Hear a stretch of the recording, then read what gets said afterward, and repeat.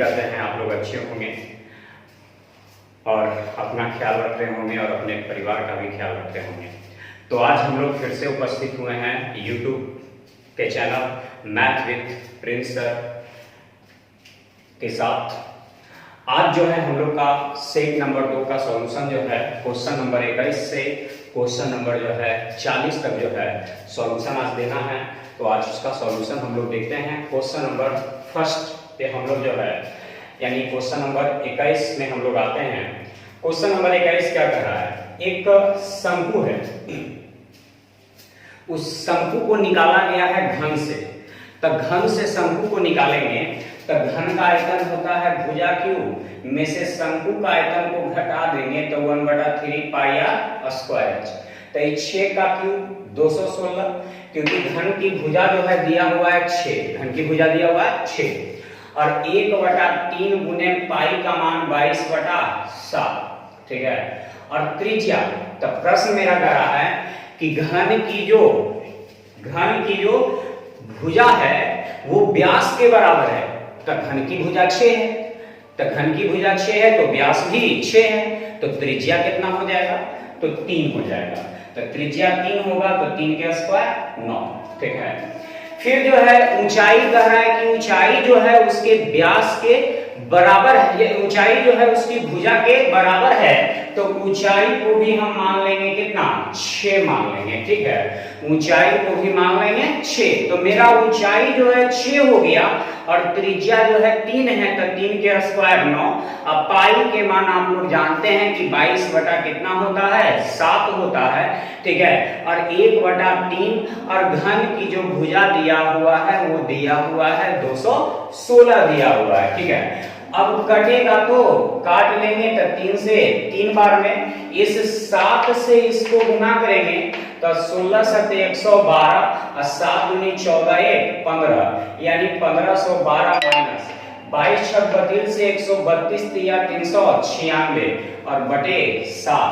तो ये 12 में से 6 गया तो 6 बचेगा, 10 में से 9 गया तो 1 बचेगा और 14 में से 3 गया तो 11 बचेगा और बटे 7। तो 7 से इसमें भाग देंगे तो 7 एकाएं 7 बच जाएगा, 1 4 1 7 बचे 35, ठीक है। बच जाएगा आपको 6 6 7 63 बच जाएगा 3 0, 7 का 28 बच जाएगा 2 0, 7 दूनी 14, यानी लगभग में आंसर हो जाएगा आपका 149.42, 149.42, ठीक है। यानी आपका क्वेश्चन नंबर जो है 21 का सॉल्यूशन जो है आपका समाप्त हो गया। चलिए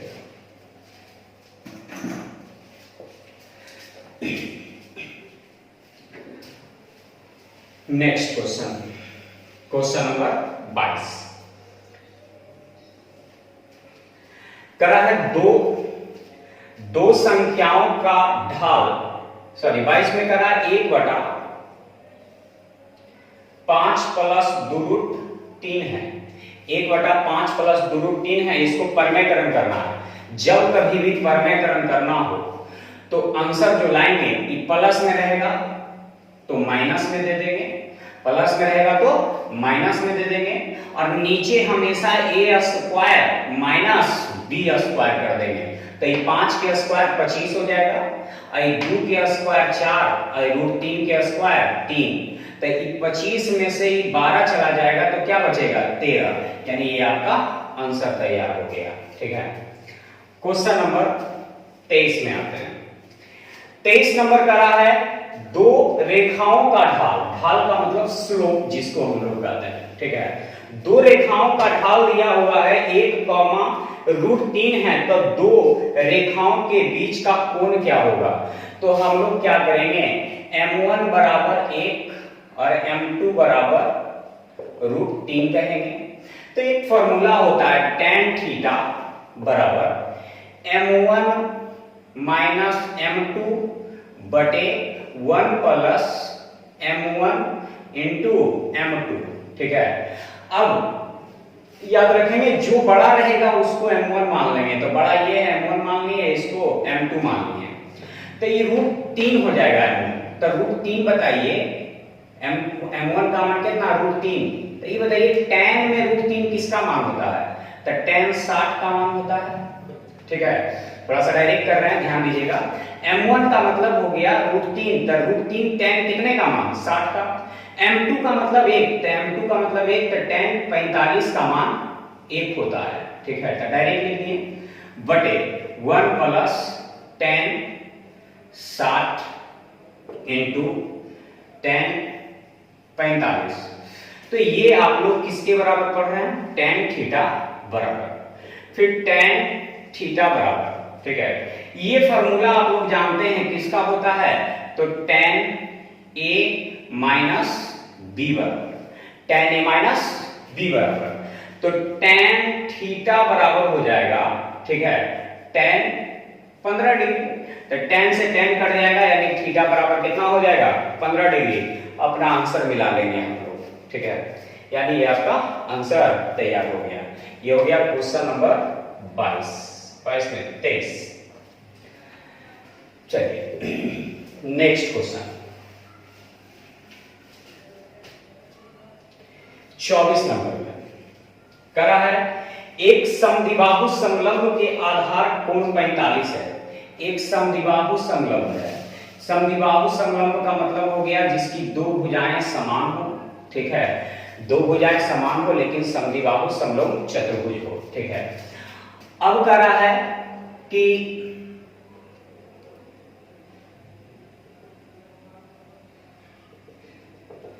इसका आधार कोण जो है 45 डिग्री का है। तो ये भी 45 डिग्री का और ये भी 45 डिग्री का है विद्यार्थियों। ठीक है, अब कह रहा है कि इसकी छोटी भुजा और दो बराबर भुजाएं दोनों 10-10 है। तो छोटी भुजा तो ये वाला है, तो छोटी भुजा ये हो गया, और बराबर भुजा तो ये दोनों है, तो ये भी 10-10 हो गया। ठीक है, अब tan 45 कहता है ये, तो ये भी 1 का मतलब एक, तो यहाँ 90 डिग्री का कोण बनेगा। तो लंब स्क्वायर प्लस आधार स्क्वायर बराबर कर्ण स्क्वायर। ठीक है, इसका मतलब ये √2 है, तो ये 1 है, तो ये भी 1 है। तो इस √2 को क्या बनाना है? 10 बनाना है। तो √2 को 10 बनाने के लिए क्या करेंगे? ऐसा करिए, 10 की तुलना √2 से। ठीक है, हमें इसकी लंबाई निकालना है तो 1 से। ठीक है, इसका नाम दे देते हैं AO, B, C, D। तो हम AO की लंबाई निकाल लिए। किसकी लंबाई निकाल लिए? AO का, यानी हल करके आ जाएगा 5√2। ठीक है, ये हो गया लंब स्क्वायर प्लस आधार स्क्वायर बराबर कर्ण स्क्वायर। 10 की तुलना √2 से, और निकालना है आधार तो 1 से, ऊंचाई भी तो 1 से।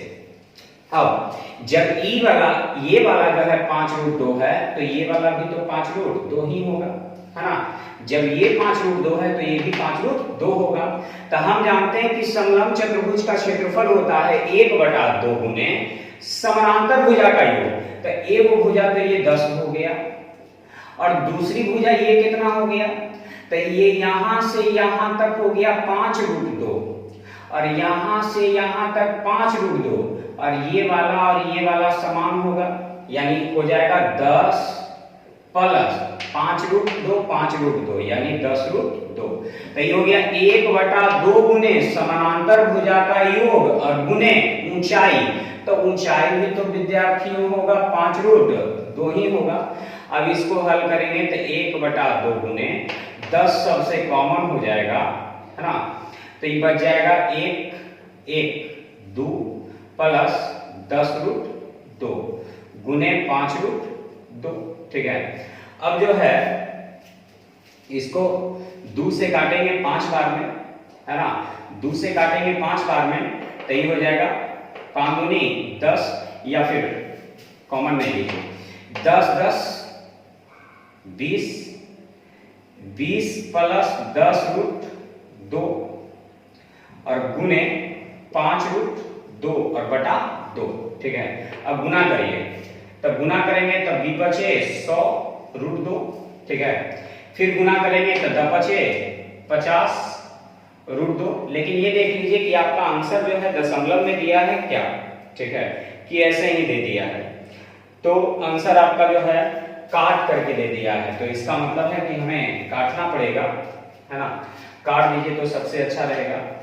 तो 2 से पहले काट दीजिए, तो 2 से काटेंगे 5 बार में, 2 से काटेंगे 10 बार में, तो ये गुना करेंगे तो 10 पचे 50 रूट 2 हो जाएगा और प्लस पचे 25 रूट 2 हो जाएगा। यानी ये आपका आंसर तैयार हो गया। मिला लेंगे आप लोग आंसर, आपका आंसर आया या नहीं आया। ठीक है,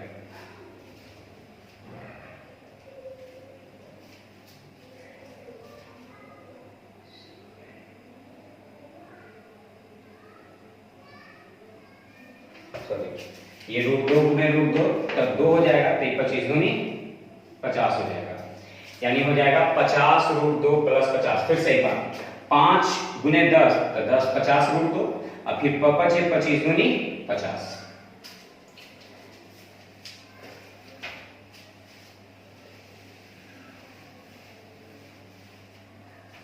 नेक्स्ट क्वेश्चन 25 नंबर में, किसी बेलनाकार वस्तु का वक्र सतह का क्षेत्रफल 528 है, इसके आधार की परिमिति 44 है, तो ये बताइए कि ऊंचाई क्या है। तो बेलन के वक्र सतह, तो बेलन का वक्र पृष्ठ क्षेत्रफल होता है 2 पाई RH, बराबर दिया है 528।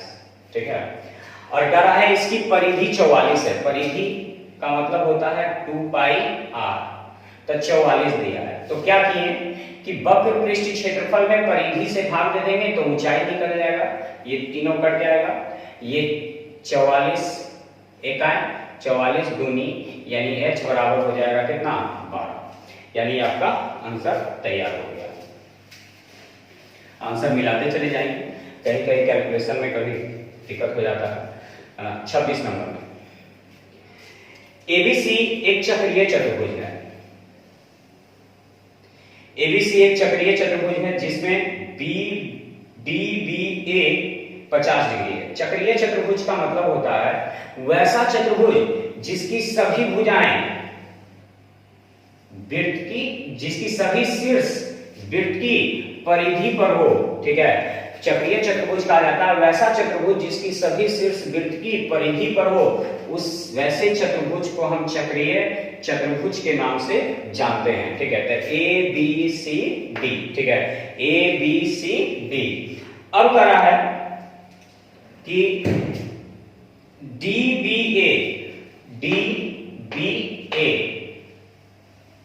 इसका माप DBA इसका माप 50 डिग्री दिया हुआ है। ठीक है, और ADB ये आपको 30 डिग्री दिया हुआ है, 33 डिग्री दिया हुआ है। ठीक है, 33 डिग्री दिया हुआ है। तो कह रहा BCD क्या होगा, BCD यानी इस कोण के बारे में पूछ रहा है। तो सबसे पहले क्या करेंगे, ये 33 है, ये 50 है, तो 33 और 50 83, और त्रिभुज के तीनों कोणों का योग जो होता है 180 डिग्री। तो ये हो गया 50 और 33 83 हो गया, तो ये वाला कोण जो हो जाएगा कितना हो जाएगा 97 हो जाएगा। 97 प्लस 83 180। और हम जानते हैं कि चक्रीय चतुर्भुज के सम्मुख कोणों का योग जो होता है 180 डिग्री। तो ये 97 है, इसका मतलब है कि ये C जो हो जाएगा वो कितना डिग्री हो जाएगा, तो 83 डिग्री हो जाएगा, क्योंकि चक्रीय चतुर्भुज के सम्मुख कोणों का जो योग होता है वो 180 डिग्री होता है।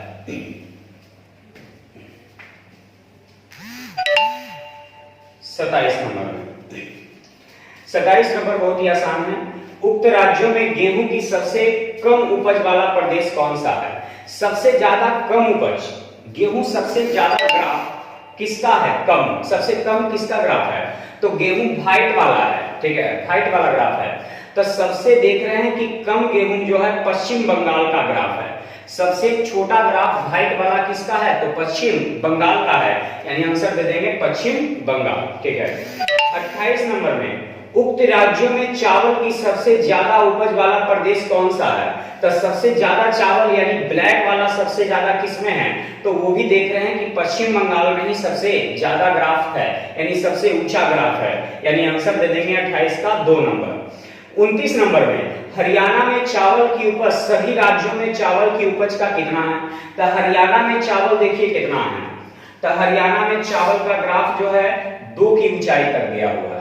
ठीक है, जबकि सभी की चावल की कितना है, तो पहला में जो चावल है वो 7 है, दूसरा में चावल 8 है तो 8 7 15, तीसरा में चावल 4 है तो 15 4 19, फिर 3 है 19 3 22, और फिर 2 है 22 2 24, यानी 24 में है कितना परसेंट? 100%। ठीक है, लेकिन परसेंट नहीं पूछा है, भाग पूछा है, तो भाग के लिए एक बार में ये 12 बार में, तो ये हरियाणा का चावल हो गया और ये कुल स्टेट का चावल हो गया, यानी कुल राज्य का चावल हो गया। ठीक है, तो यानी ये 2 से 1 बार में, 2 से 12 बार में, यानी 1/12 हो गया। ठीक है, यानी आंसर हो गया 1/12, यानी 29 का आंसर हो जाएगा सी। 30 नंबर में, उक्त राज्यों में किस राज्य में चावल तथा गेहूं की कुल उपज सबसे कम है? तो चावल और गेहूं दोनों को जोड़ करके देखेंगे, सबसे कम किस ग्राफ में आ रहा है? तो यहां देखने से ही पता चल रहा है कि महाराष्ट्र वाला यदि दोनों ग्राफ को जोड़ दिया जाए तो सबसे कम होगा, यानी आंसर दे देंगे 30 का कितना? तो 30 का दे देंगे 30 का दे देंगे सी। ठीक है, यानी महाराष्ट्र। 31 में, उक्त राज्य में गेहूं की सबसे ज्यादा उपज वाला प्रदेश कौन सा है? तो उक्त राज्य में गेहूं की सबसे ज्यादा उपज वाला, तो सबसे ज्यादा गेहूं यानी व्हाइट वाला ग्राफ सबसे ज्यादा किसका है? तो सबसे ज्यादा देख रहे हैं कि उत्तर प्रदेश का ग्राफ जो है सबसे ऊपर है, यानी आंसर हो जाएगा उत्तर प्रदेश। फिर क्वेश्चन नंबर 32 में जरा देखेंगे, एडवांस मैथ है, ट्रिगोनोमेट्री का जो है क्वेश्चन है आपके सामने, उसको देखते हैं कैसे हल होगा। तो सेक ए बटा सेक ए -1 प्लस सेक ए बटा सेक ए +1। ठीक है, अब इसको क्या करेंगे, इन दोनों में से सेक कॉमन हो जाएगा। ठीक है, तो ये सेक इधर चला आएगा, जब हर का एलसीएम लेंगे तो सेक ए +1, और ये वाला इधर चला जाएगा तो सेक ए -1, और बटा में चला आएगा a - b × a + b, यानी सेक स्क्वायर -1, और सेक स्क्वायर -1 बराबर आप लोग जानते हैं tan स्क्वायर a होता है। ठीक है, a - b × a + b, यानी सेक स्क्वायर -1 स्क्वायर होगा, तो सेक स्क्वायर थीटा -1 बराबर होता है tan स्क्वायर थीटा। तो सेक का मतलब हो गया 1/cos a गुने ये दोनों तो कट जाएगा, cos सेक सेक 2 सेक, तो 2 सेक को हम 2/cos लिख सकते हैं। ठीक है, और tan स्क्वायर को लिख सकते हैं sin स्क्वायर a बटा cos square a।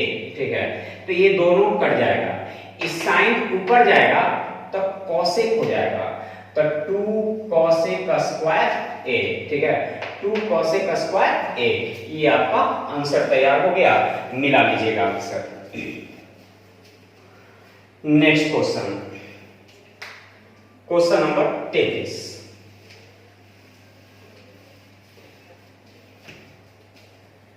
33 number question में 7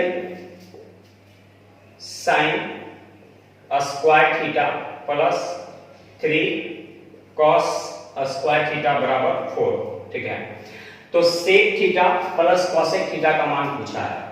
सबसे पहले तो इसको करेंगे क्या, 7 है तो इसको क्या 4 sin स्क्वायर थीटा प्लस, ठीक है 4 sin square theta plus 3 sin square theta और प्लस 3 cos स्क्वायर थीटा बराबर 4। और ऐसे थीटा का मान आप डायरेक्ट जो है 30 डिग्री लेकर के भी बना सकते हैं। ठीक है, थीटा का मान 30 डिग्री लेकर के भी बना सकते हैं। ठीक है, थीटा का मान करके देखिएगा कि हल करके 4 आता है या नहीं आता है। ठीक है, लेकिन हम जो है आपको बेसिक से बता रहे हैं। 4 sin स्क्वायर थीटा, 3 दोनों में कॉमन ले लेंगे तो बच जाएगा sin square plus cos square, तो उसका मान 1, sin square plus cos square का मान 1 और बराबर कितना 4। 3 को उधर ले आके घटा देंगे तो sin स्क्वायर थीटा बराबर 4 में से 3 गया तो 1 और ये वाला बटा में चल जाएगा, ये स्क्वायर हटेगा रूट चढ़ेगा तो 1 बटा कितना 2। ठीक है, तो ये बताइए sin कितने का मान 1/2, तो थीटा बराबर 30 डिग्री देखिए यहाँ पर डायरेक्ट हम बोले थे कि थीटा का मान 30 डिग्री ले लीजिएगा, ठीक है। अब यहाँ हमें निकालना है sec theta plus cosec theta, ठीक है, sec theta plus cosec theta. तो सेक 30 है, तो ये बताइए सेक 30 का मान क्या होता है, ठीक है। सेक 30 का मान 2/√3 होता है। सेक 30 का जो मान होता है वो कॉस का उल्टा होता है। तो कॉस होता है 30 का मान √3/2, तो ये हो जाएगा 2/√3। साइन 30, तो साइन 30 का मान, तो ऐसे साइन 30 का मान 1/2, तो कॉसेक 30 का मान 2/1, यानी हल कर देंगे तो 2 + 2√3 और बटा कितना √3 हो जाएगा, ठीक है। यानी ये आपका आंसर हो गया। हालांकि आंसर इतने पे दे दिया है ना, आंसर यहीं पर आपका दे दिया है, तो आप लोग मिला लेंगे आंसर, है ना। क्वेश्चन नंबर 34 में हम लोग आगे बढ़ते हैं।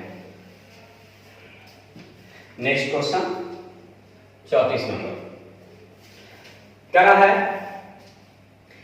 कि 4x - 3y² मतलब होल स्क्वायर का मान क्या, यानी कहने का मतलब निम्नलिखित में से कौन सा सही होगा इसके बारे में कहा है। तो ये तो ऑप्शन से आप लोग को बच्चों को खोजना है, ठीक है। पहला लिखा है 4x - 3y का होल स्क्वायर का मान क्या, 16x² - 12xy + 9y² होता है। तो देखिए 4x का स्क्वायर 16x² माइनस 2ab होता है, तो 4 या 12 दूनी 24 में होना चाहिए था, तो 12 दूनी 24 नहीं है, 24 किस में है, तो 2 में है और 4 में है, ठीक है, 2 में है और 4 में है, ठीक है। अब कह रहा है कि 3y² है, 3y है, तो 3y है तो 9y का स्क्वायर होना चाहिए, ठीक है। तो देख लीजिए किसमें है, यहां जो है दो ऑप्शन आपका मिल रहा है, यानी आंसर 2 भी और नहीं, आंसर 4 हो जाएगा, यानी आंसर दे देंगे किसको, 4 नंबर को, ठीक है। यानी 4 नंबर आंसर सही है। 4x - 3y का होल स्क्वायर बराबर होता है 4 का स्क्वायर 16x² माइनस 4 तिया 12 दूनी 24xy अब प्लस 3 तिया 9y², यानी ये आपका 34 नंबर का आंसर ऑप्शन नंबर 4 को दे देंगे, ठीक है।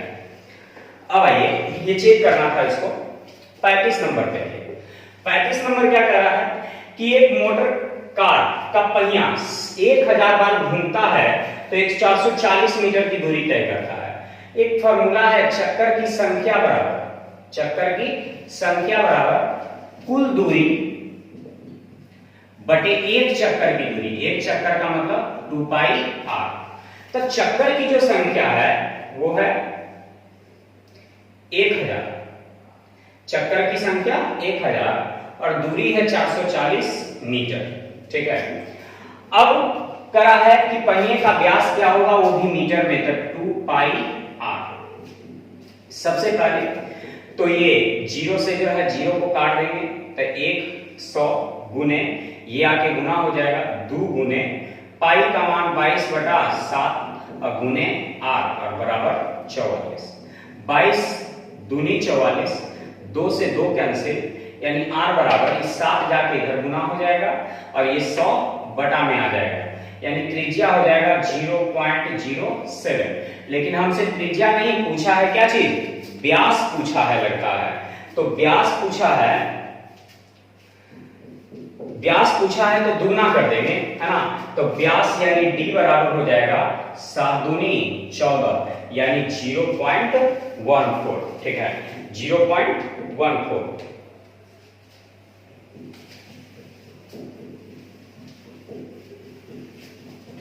चलिए क्वेश्चन नंबर जो हम लोग 36 की ओर बढ़ते हैं। प्रश्न नंबर 36 करा है AB O केंद्र वाले वृत्त की जीवा है। एक वृत्त है जिसकी जीवा का नाम AB है, ठीक है, केंद्र इसका O है और गला है OC लंब है AB पर, OC लंब है ए बी पर, ठीक है। ऊपर कुछ और लिखा था, वृत्त पर बिंदु सी इस प्रकार है, यानी यहां पर सी नहीं है, सी यहां पर है, ठीक है। और ओसी लंब है एबी पर, एबी जीवा एबी को पी पर काटती है, जीवा एबी को पी पर काटती है, यानी इस बिंदु का नाम पी है। यदि पीसी का मान 2 हो, पी से सी का मान 2 हो, ए से बी का मान 6 हो, यानी पूरा 6 है, ठीक है। तो मान लेते हैं ये x है, तो ये 6 माइनस x है, ठीक है। और कह रहा है वृत्त का व्यास क्या होगा, ठीक है। वृत्त का व्यास क्या होगा, हम यहां से इसको मिला देते हैं, ठीक है। मिला दिए हम इसको,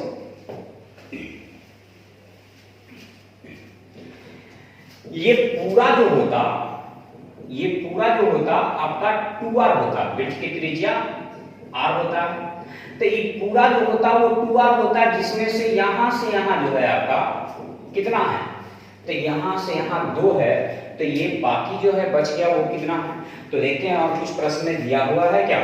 तो मेरा प्रश्न कर रहा है कि AB O केंद्र वाले वृत्त की जीवा है, वृत्त पर बिंदु C इस प्रकार है कि OC लंब है AB और OC जीवा AB को P पर काटती है।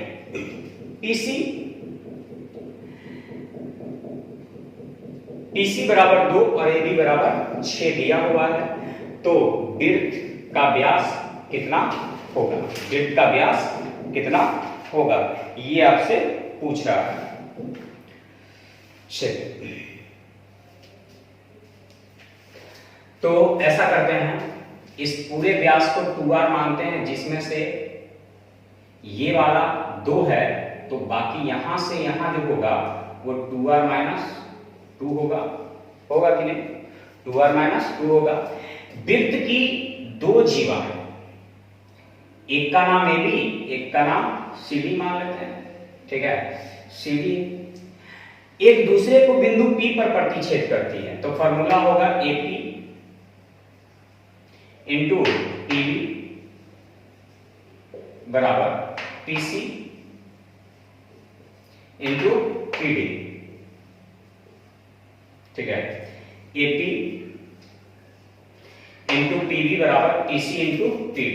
तो AP का मान x, PB का मान 6 माइनस x, ठीक है, बराबर PC का मान 2 और PD का मान 2r माइनस 2। अब इसको जो है आपको सोल्व करना है, और सोल्व करके जो है इसका आंसर निकालना है आपको।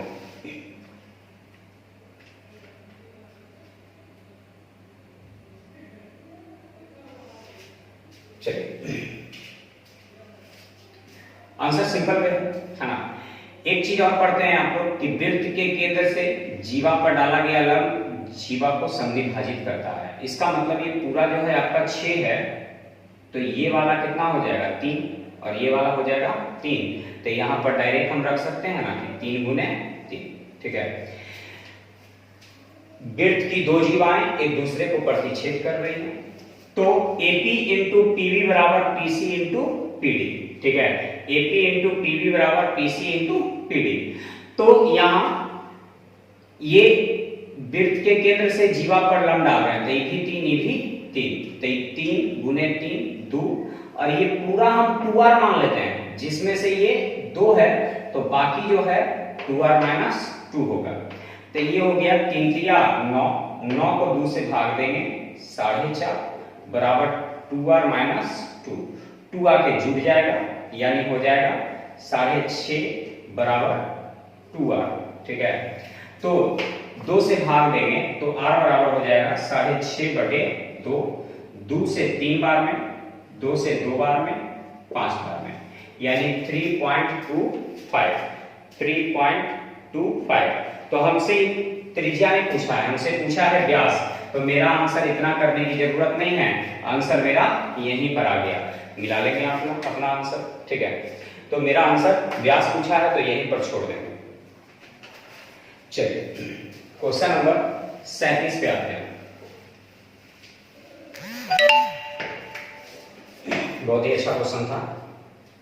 क्वेश्चन नंबर 37 कर रहा है एक आयत का परिमाप x है, तो आयत का परिमाप होता है 2 इंटू एल प्लस डी।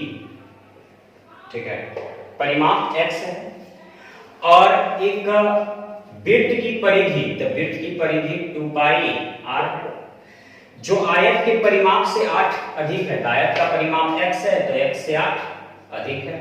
ठीक है, करा है कि वृत्त की त्रिज्या और आयत की लंबाई, वृत्त की त्रिज्या, वृत्त की त्रिज्या और लंबाई का अनुपात 1:2 है और आयत की लंबाई और चौड़ाई, आयत की लंबाई और चौड़ाई का अनुपात 7:3 है। तो यहां दोनों जगह लंबाई मिल रहा है, तो लंबाई बराबर करने के लिए इसमें 7 से, इसमें भी 7 से, इसमें 2 से, इसमें भी 2 से, यानी त्रिज्या हो गया 7, लंबाई हो गया 14 और चौड़ाई हो गया 6। ठीक है, अब यहां रख देते हैं 2 इंटू एल का मान 14, लेकिन 14 रखेंगे तो अनुपातिक ना है, 14 ए रख देते हैं, ए कर देते हैं। ठीक है, बी का मान 6 ए रख देते हैं। ठीक है, x ये ए कहां से आया, तो हम इसको मान लिए 7 ए, इसको 14 ए, इसको 14 ए, इसको 6। ठीक है, तो ये हो जाएगा 14 6 20, 20 दूनी 40 ए बराबर x। इस 8 को इधर ले आए, तो 8 को इधर ले आइएगा। ठीक है, चाहे रहने दीजिए, 2 गुने पाई का मान 22/7 माइनस 8 यानी गुने 8, r का मान 7, लेकिन a रखना होगा, और x माइनस 8, तो ये 7 से 7 कट जाएगा, 7 से 7 कट जाएगा, तो ये हो जाएगा कितना 44 a। ठीक है, अब जो है यहां 44 a से भाग देते हैं और यहां हो जाएगा x माइनस 8, a से a कट जाएगा, 4 से 10 बार में कटेगा, 4 से 11 बार में कटेगा। इसको इससे गुना कर देंगे तो 10x माइनस 80 बराबर 11x हो जाएगा। ठीक है, और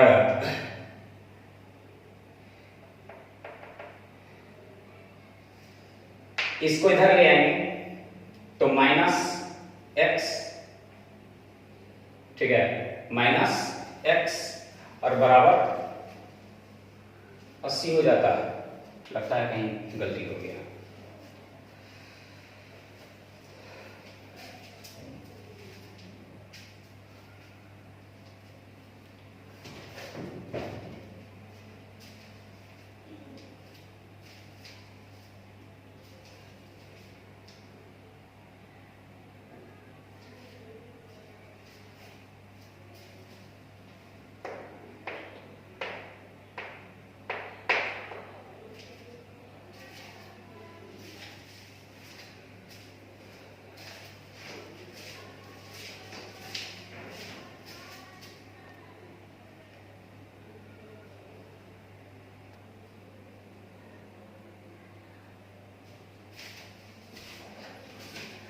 चलिए, सभी जगह जो है सही है ना, कहीं मिस्टेक नहीं था, सिर्फ यहाँ माइनस लिखा गया था। तो हम लोग जो है आगे बढ़ेंगे, यहाँ प्लस की जगह माइनस लिखा गया था, बाकी सारा सही है। अब ध्यान देंगे कि यहाँ जो है 11x में से 10x गया था, x बराबर कितना 80। ठीक है, x का मान 80 हो जाएगा। अब x का मान 80 हो गया तो इसमें समीकरण में रख दीजिए 2 इंटू एल प्लस बी, तो l का मान जो है 14 ए रखेंगे और b का मान जो है 2 3 दूनी 6 ए रखेंगे और बराबर 80। ठीक है, तो ये 2 से तो कटेगा 40 बार में, और 14 6 20, 20 से फिर भाग देंगे तो a बराबर हो जाएगा 2, तो a का मान 2 हो जाएगा। तो मेरा त्रिज्या जो है वो कितना है, तो 7a, तो 7 गुने 2, यानी आंसर हो जाएगा 7 दूनी 14, यानी त्रिज्या जो मेरा हो गया वो 14 हो गया। और हमसे पूछा भी है आयत की लंबाई पूछा है। ठीक है, तो आयत की लंबाई पूछा है, तो लंबाई जो है मेरा कितना है 14, ए है तो 14 गुने 2 तो 14 दूनी 28, यानी ये मेरा आंसर तैयार हो गया। ठीक है, थोड़ा सा इसको जो है और भी जल्दी थोड़ा सा बना सकते हैं इस तरह से यदि किया जाए तो। ध्यान दीजिएगा, फिर से एक बार इस क्वेश्चन को चलते हैं। थोड़ा सा मिस्टेक भी हो गया था क्वेश्चन में, हालांकि सही था सब जगह। क्वेश्चन नंबर 37 है। मेरे पास प्रश्न कर रहा है कि आयत की परिमाप, पहले तो आयत की वृत्त की त्रिज्या और लंबाई का अनुपात 1:2 दिया हुआ है, और आयत की लंबाई और चौड़ाई का अनुपात जो है 7:3 दिया हुआ है। ठीक है, प्रश्न में कहा है कि आयत का परिमाप, आयत का परिमाप x है ना, और वर्ग का परिमाप x प्लस 8 है, वर्ग का परिमाप x प्लस 8 है। ठीक है, इसमें हम लोग क्या करेंगे, सबको a मान लेंगे, सबको a मान लेंगे, अलग अलग लिखना होगा इसको। वर्ग का, आयत का परिमाप 2 इंटू एल प्लस बी होता है, और वर्ग का परिमाप, वृत्त का परिमाप जो होता है वो 2 पाई r होता है, लेकिन इसका परिमाप 8 ज्यादा है ना, 8 ज्यादा है। अब क्या करेंगे कि इस 8 को हम इधर ले आए, 8 को यदि हम इधर ले आए तो 2 पाई r माइनस 8 बराबर x। तो देखिए तो दोनों जगह RHS समान हो गया, तो जब RHS समान है तो LHS भी समान, तो 2 इंटू एल प्लस बी। ठीक है, अब मान भी रखते चले जाते हैं। ठीक है, मान भी रखते चले जाते हैं। एल के मान पहले तो बराबर करेंगे, तो इसमें 7 से गुना, इसमें भी 7 से गुना, इसमें 2 से गुना, और इसमें भी 2 से गुना। तो एल का मान हम 14 रख देंगे, बी का मान 6 रख देंगे, अब बराबर 2 पाई का मान 22/7, और 8 त्रिज्या का मान 7 ए रख देंगे। तो इस 7 से 7 कट जाएगा, है ना, ये 2 से 2 कट जाएगा, ये 14 6 20 ए बराबर 20, 14 6 20 ए बराबर ये हो जाएगा, और माइनस में कितना 8, 22 ए माइनस 8, 22 को इधर ले आएंगे तो बच जाएगा कितना -2a, और माइनस कितना 8 बच जाएगा, है ना। एक चीज और, जब 2 से यहाँ काटे हैं, 2 से यहाँ काटे हैं, तो ये भी तो 2 से कटेगा, तो ये 4 बचेगा, ये भी 4 बचेगा, तो ये माइनस से माइनस कैंसिल 2 से 2 बार में, यानी a बराबर हो जाएगा कितना 2। तो हमसे पूछा है लंबाई, है ना, तो लंबाई यानी इसमें रख देंगे, तो इसमें रख देंगे तो l बराबर हो जाएगा 2a, a का मान 2 गुने 7, तो आंसर हो जाएगा 7 दूनी 14 दूनी 28, यानी ये मेरा आंसर तैयार हो गया। ठीक है, तो थोड़ा सा जो है टफ है ना, टफ ज्यादा नहीं है, मतलब कहने का मतलब है कि परिभाषा साथ में ध्यान रखना है और कैलकुलेशन पे ध्यान रखना है। एक बार कैलकुलेशन में जो है मिस्टेक हो गया, इसके वजह से दोबारा हम बनाते हैं। चलिए, क्वेश्चन नंबर जो है 38 नंबर है। ये एक वृत्त है और ये वृत्त का व्यास है, इसका नाम P, Q, ये Q, ये R और ये S है। 3 भागों में बांटा गया, ठीक है, और समान भाग में बांटा गया। एक बार यहां से इसको लेकर के वृत्त बनाया गया और एक बार इसको लेकर के वृत्त बनाया गया। तो कह रहा है कि छायांकित भाग का परिमाप क्या होगा, यानी इस भाग का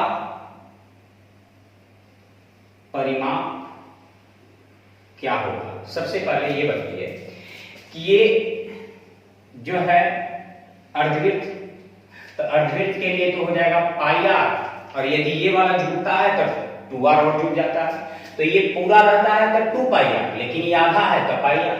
अब देख रहे हैं कि ये कई भाग में बटा हुआ है, 3 भाग में, जिसमें 2 भाग में इतना बना हुआ है और 1 भाग में इतना बना हुआ है, तो पूरे तो हो ही गया, ये पूरा 3 भाग था तो यहाँ 2 भाग और यहाँ 1 भाग, इसका मतलब है कि इसके बराबर है, यानी पाई आर और जोड़ देंगे, यानी आंसर हो जाएगा 2 पाई आर। ठीक है, यानी आंसर कंप्लीट हो गया आपका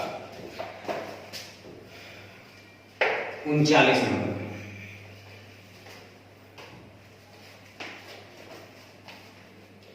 करा है किसी कारखाने में कार्य करने वाले सभी श्रमिकों का औसत मासिक वेतन 3200 है। ठीक है, कहा है कि 3200 सभी श्रमिकों का वेतन है, औसत है। ठीक है, तो सभी का 32 है और सभी को हमेशा बीच में रखा जाता है। करा है 12 टेक्नीशियन है, टेक्नीशियन की संख्या 12 वो है, इसका औसत 8000 है। ठीक है, और बाकी जो शेष कर्मचारी है उसका औसत 1600 है। एलिगेशन लगा देंगे, कटेगा तो काट देंगे, 16 एकाएं 16 दूनी 16 पचे, 5 में से 2 गया था 3, 2 में से 1 गया था 1, यानी 1:3 हो गया। टेक्नीशियन की संख्या यहाँ 12 है, यहाँ टेक्नीशियन की संख्या 1 है। पूछ रहा है हमसे किसके बारे में, तो उस कारखाने में कुल कितने श्रमिक कार्य करते हैं, तो 3 1 4, यानी आंसर हो जाएगा आपका 12 चौका 48। ठीक है, आसान सा क्वेश्चन था एक।